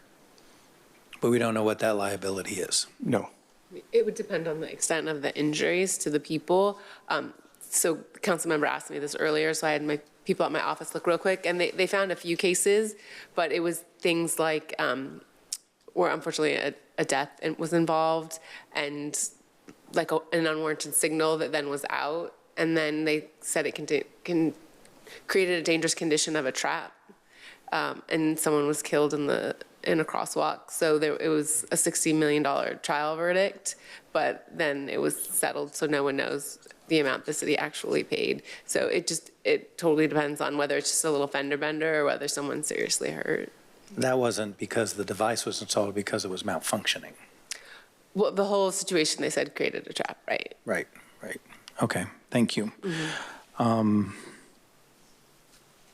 That's all the questions I have. Thank you. Thank you, Councilmember Holliday. Councilmember Lavelle. Thank you, Madam Mayor. I guess Ron asked a few of my questions. I think he looked off my sheet. I didn't think you could see that far. The HOA question that he brought up, to kind of piggyback on that, why? That is their responsibility to maintain the trees and the vegetation around there. So if there is overgrowth, the city should have no cost in that, correct? Yes, that is correct. It is the responsibility of the HOA. So that is one approach, would be to approach the HOA and ask them to go through a process to remove all that vegetation. And could be done. Like I said, I think the concern that we had is, given the length of time that we had with this particular item, and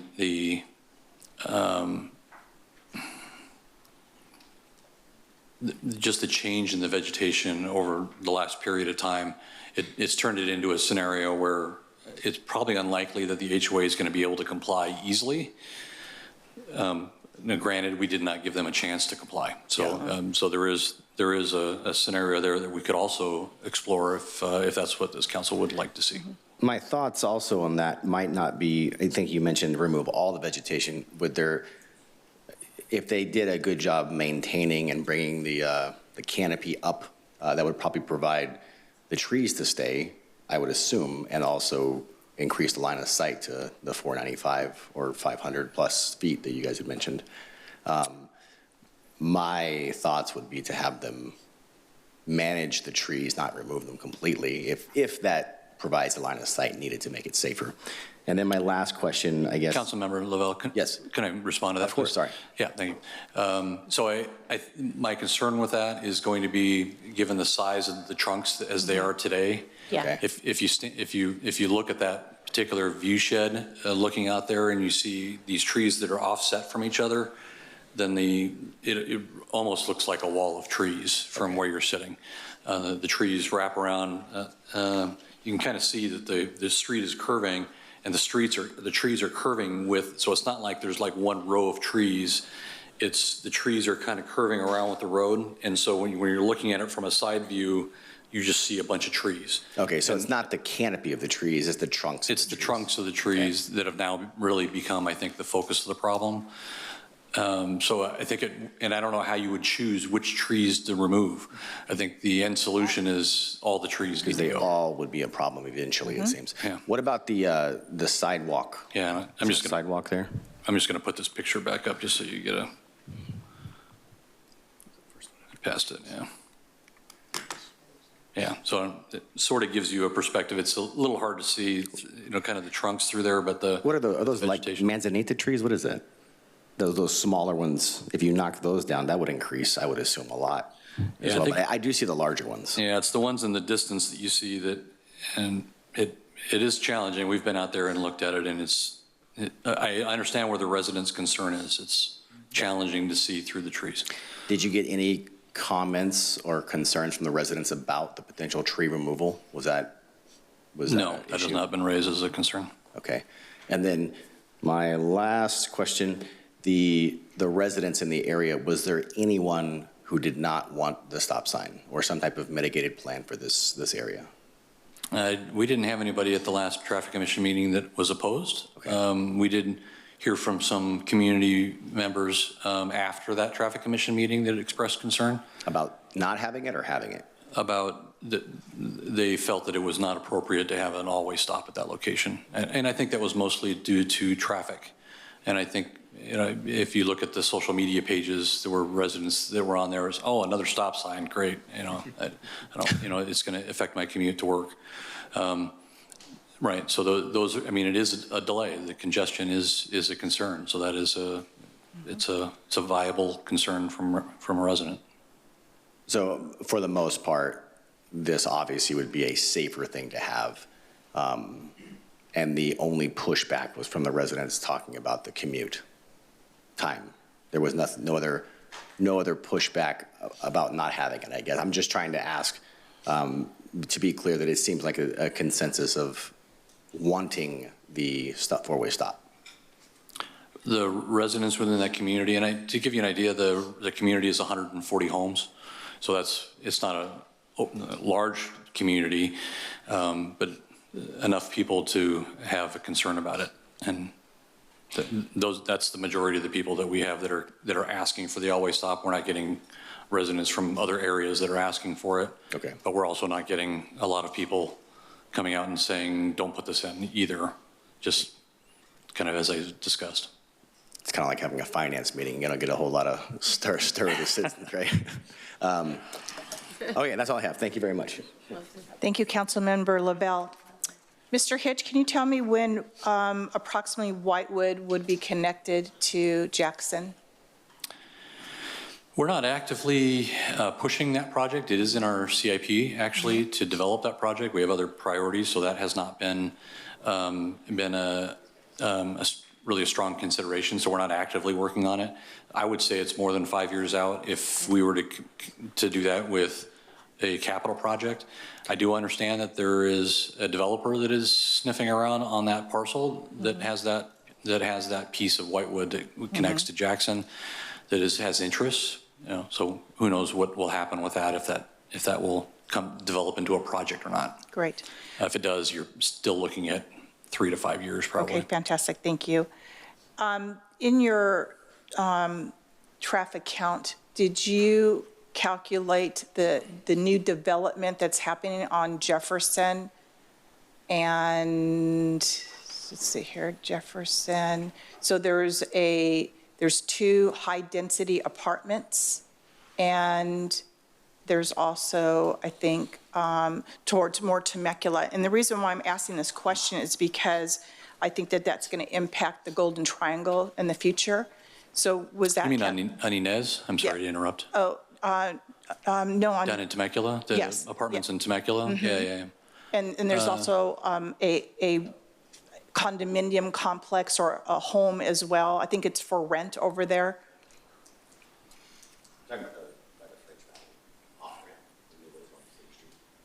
No, they're right on.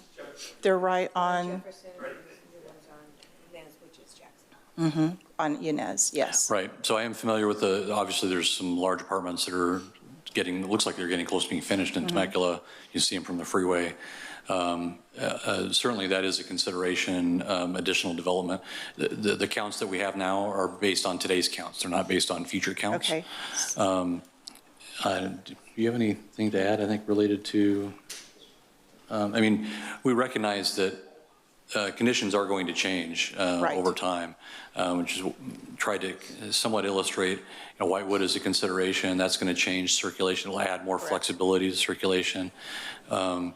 As the development continues, the ADT volumes are going to continue. I don't know do you know what our build-out volumes are? Yeah.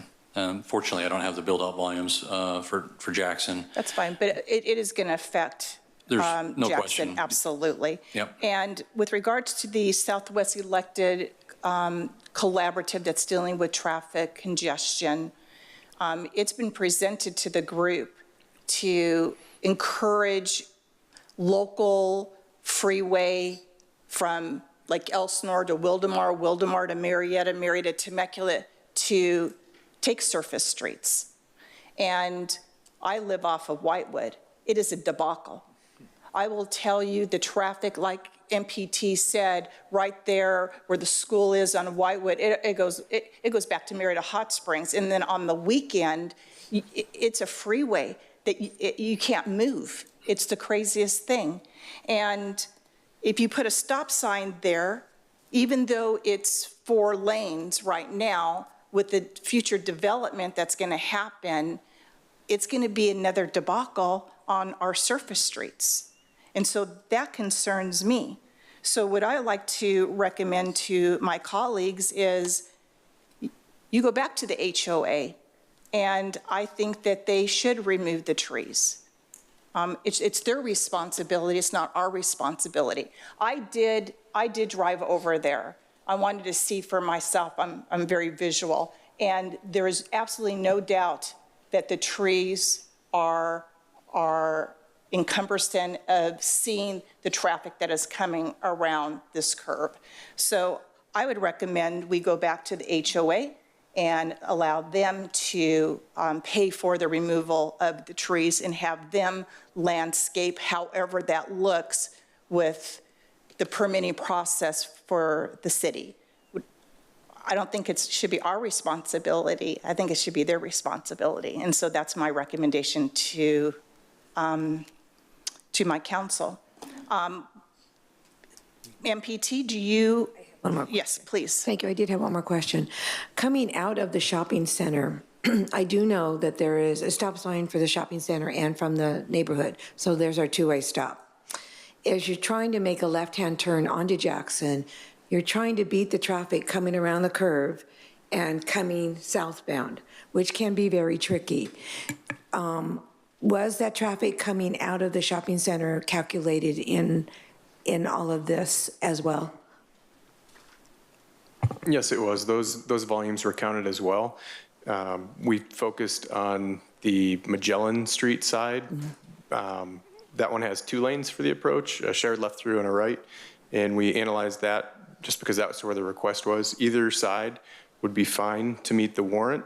The higher volume was on the Magellan side.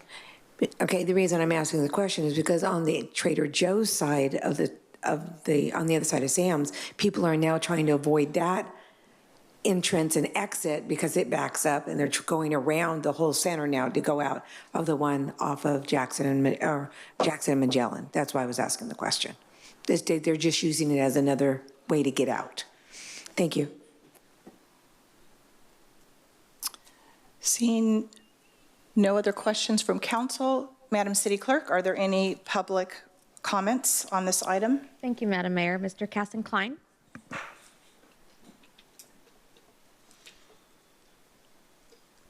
I also want to thank James Ozoff, who's not here. James presented to the Traffic and Transportation or Traffic Commission, and there was quite a bit of email exchange between myself and staff regarding this issue. So I want to publicly thank them, and I appreciate this report. This report seems much more comprehensive, and it seems like they've done maybe a little more in-depth analysis from the report given to the Traffic Transportation. I don't believe it was said this way, but said another way, the vegetation creates the site distance warrant. And frankly, and as I vaguely recall, I believe I was on Planning Commission when this project was approved, and clearly in my mind, it was very poor planning. If I knew then what I know today, we wouldn't have done it this way, because the trees are only going to get bigger, the trunks are going to get larger. And while I agree with you, Mayor Stone, wholeheartedly, and Councilmember Lavelle, that is the HOA's responsibility, removing the trees, it's not that simple, because as a couple of you know, campaign signs might create a site distance issue if the trees are removed. For real estate signs, yard sale signs, so we don't control those things. And as you saw in the picture, there are a number of Edison control boxes. So it's not quite as clear cut as traffic warrants as we would like. So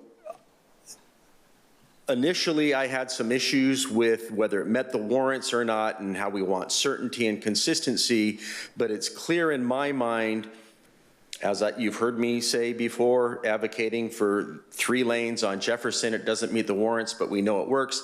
I don't think we need the warrants here for a 4-way stop. I think that is the answer for public safety. I don't always believe that what's in the ITE or the other manual that Brian referred to, I mean, we've proven it time and time again that it doesn't always work that way. So, Councilmember Warren, to your point, and Brian, did the simulator simulate a semi-tractor trailer exiting the Sam's Club without a 4-way stop? Because that's going to take longer time, and I know that's where they often enter and exit from.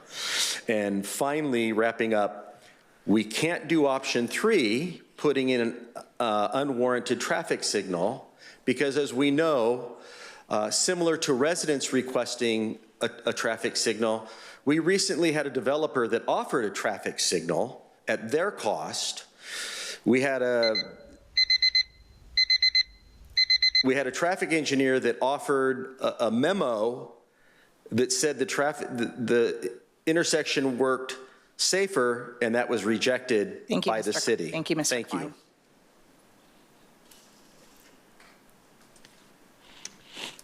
Olivia Malabanan.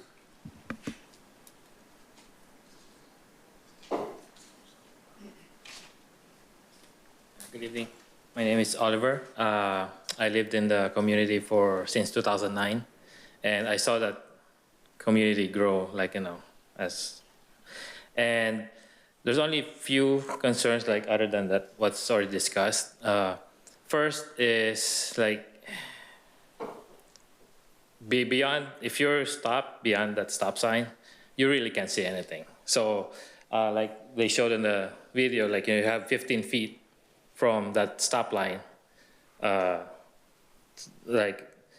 to get the line of sight, either left or right, right?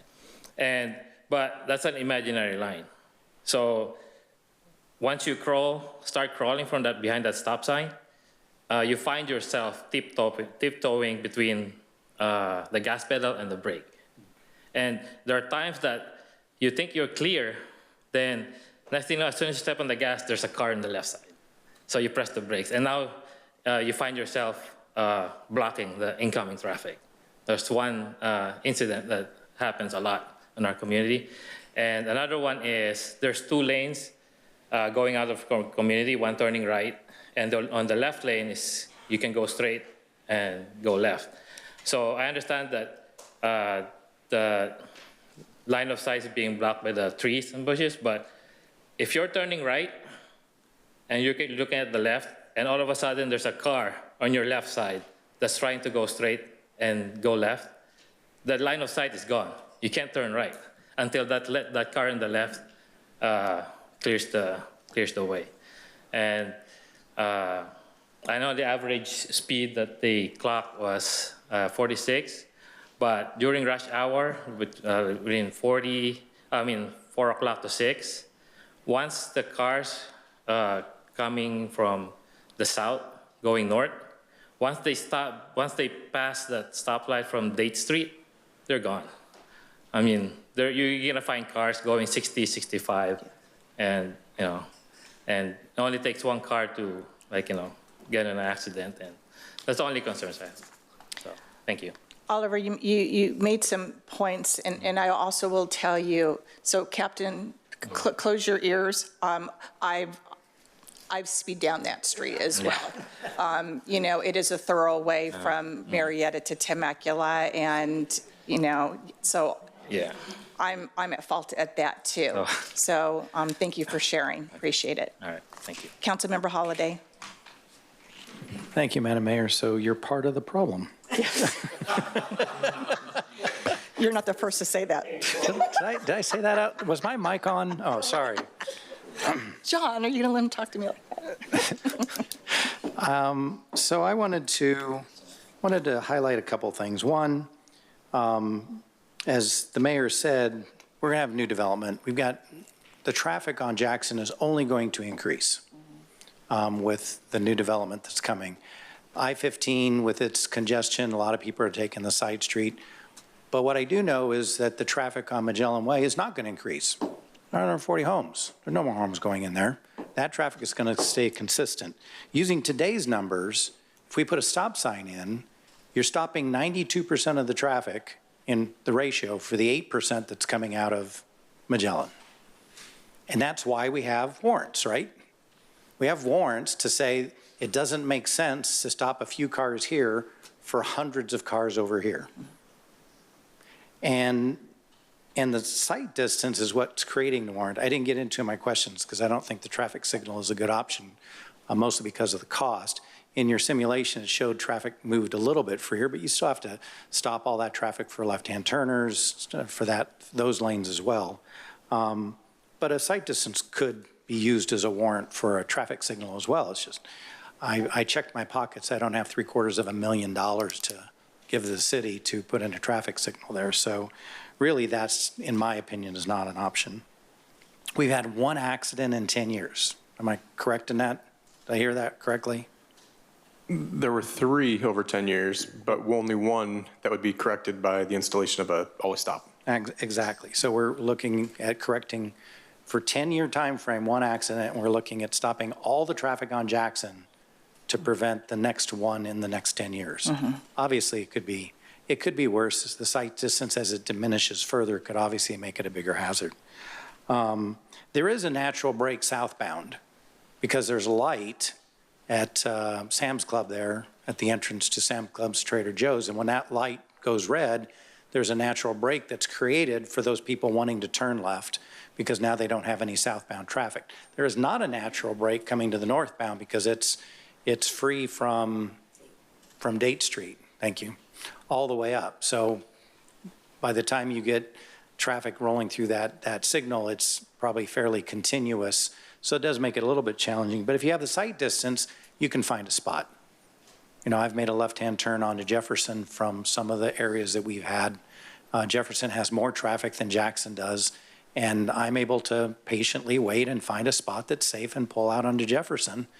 I don't see why we can't do that there. We do have to fix the sight distance problem, which is why I'm encouraging my colleagues, the same thing that the mayor said, is that we need to find a solution that involves removing that problem for the sight distance, not putting a stop sign in and stopping 1,500 cars in an hour so that the few can come out of the side street.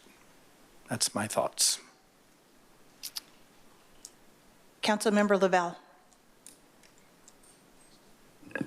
That was, I think Councilmember Holliday spoke to most of what I was going to say. And to Captain Henry, it's a white four-door Jeep you're looking for. License number. Thank you, Councilmember Lavelle. Councilmember DeForest. All right. Quite a difficult decision. You know, I'm seeing both sides and kind of going back and forth. I do know that we have a good traffic commission, and they probably heard a lot from the community, so maybe I'm putting a little bit of weight into that as well. I think if we prevent one accident, that it's important, because that may be someone's life that we save. And the community's been asking for help for years, so I tend to lend myself that way. But then I go right back to everyone else's point that we don't like stops. We don't want to slow traffic down. We want to get traffic moving. And we have, you know, traffic is a huge issue, and that's one thing that we keep trying to work on. So convince me one way to go. So I appreciate you being so thorough and such a good report, and the diagrams are fantastic. I know that my hairdresser's on that other side at that solo salon, and I may be with Lori, or she may be speeding, and I may be pulling out in front of her, trying to make that turn. So I completely get that, and that area is getting so congested. To get out onto that road is difficult. So thank you again for the report. Thank you to all my colleagues for their opinions, and I will still say that I wish we had lots of emails from people that lived in the community, and thank you, sir, for coming tonight and speaking your piece and speaking about the community that you're living in. So I appreciate that. Thank you, Councilmember DeForest. Councilmember Holliday. I would like to make a motion that we take option 2, directing staff to work with the HOA and see what the opportunities are there, and to bring it back to this body if there's an impasse there and no reasonable path forward. Councilmember Holliday, are you talking about going back and talking to the HOA about removing the trees? Yes, that's option 2, is to remove the vegetation. Right. I'd like to add one more thing to that motion, and I will second it, is I'd like to also do a keep clear in that section as well, because the light from the shopping center does back up. So keeping that clear in that that subdivision. And so I'll accept that amendment. Thank you. So Holliday set the motion, and I will second that. Can I comment on that now, Yes, Mayor? ma'am. Could we also see that if they take out the trees and then can we also revisit this and make sure that the line of sight is better and improved, and that the community gets what they're asking for? You know, Councilmember DeForest, that's a great suggestion. Is there any way that you can manipulate that little scenario that you did and remove the trees and see if that is acceptable? Madam City Manager, before there were trees, they had measured the sight distance. It worked. Okay, perfect. Thank you So for that clarification. Now you just moved her up to Madam City Manager, so you're moving on up. You're on the wrong Do I get a seat, raise Lori. with that? You Do I need get a to be- raise? You need to be over here. And yes, you get a raise. Apparently, I let the cat out of the bag of who we hired early. You're going to give staff a heart attack right now. That's what you're going to do. All right, so we have a motion by Holliday, a second by Stone. Do you want to do a verbal vote, Madam City Clerk? Thank you. So you guys, just to clarify, you do not want the stop sign? Okay. Well, they're going to go back and talk to the HOA first, and then they'll bring back the conversation that they've had with the HOA. Okay.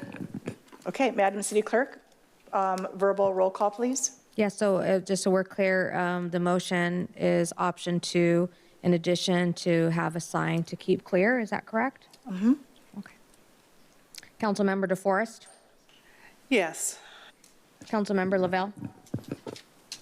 No, but it's a hard no. Councilmember Holliday, Yes. Mayor Pro Tem Warren, No. Mayor Stone. Yes. Motion carries 3-2 with Councilmember Lavelle and Mayor Pro Tem Warren dissenting.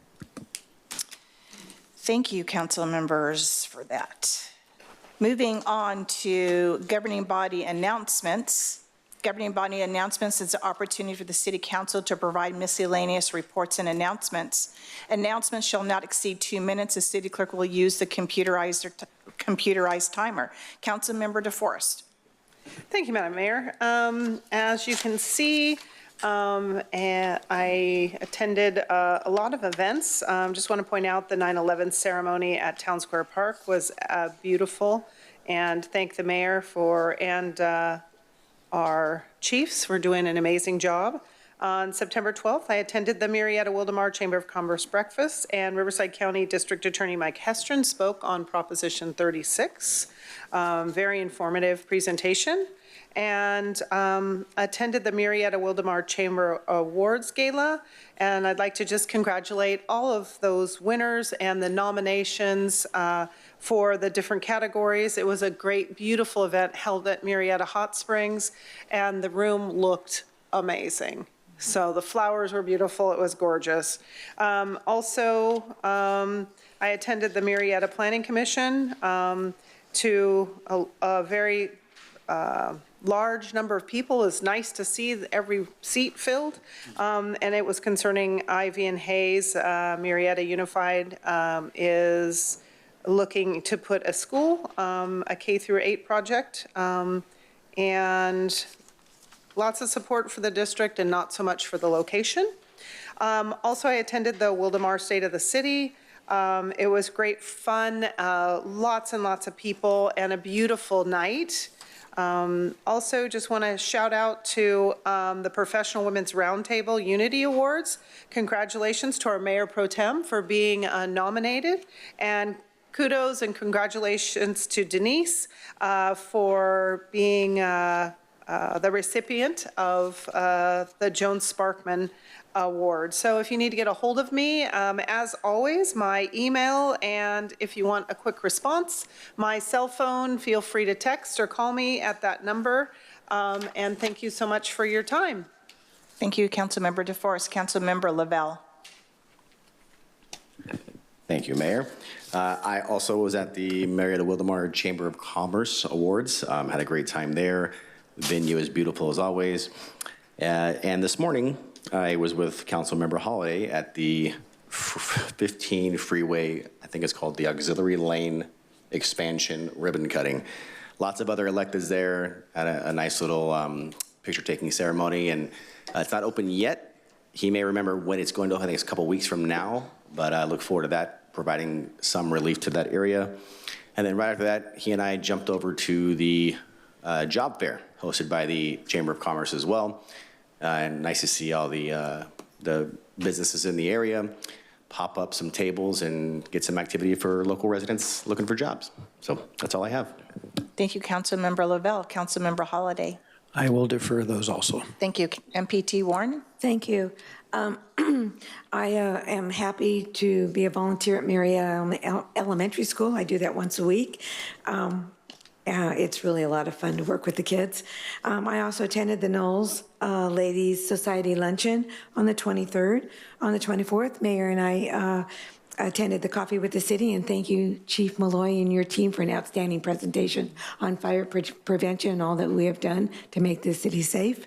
I also attended the Wildemar State of the City with my colleagues, and I want to thank Professional Women's Roundtable for the incredible nomination for the Joan Sparkman Unity Award, and my hat's off to all the nominees, amazing women in this community. They give so much back, helping so many. And congratulations to my friend Denise Wilson for being the recipient of this year's award. And that concludes my report. Thank you, MPT Warren. I will defer my governing body announcements to the next council meeting. Moving on, council member requests to add or withdraw items to future agendas. Now is the time for council member requests to add or withdraw items to future agendas. There will be no discussion on the request. A brief explanation of the request may be given.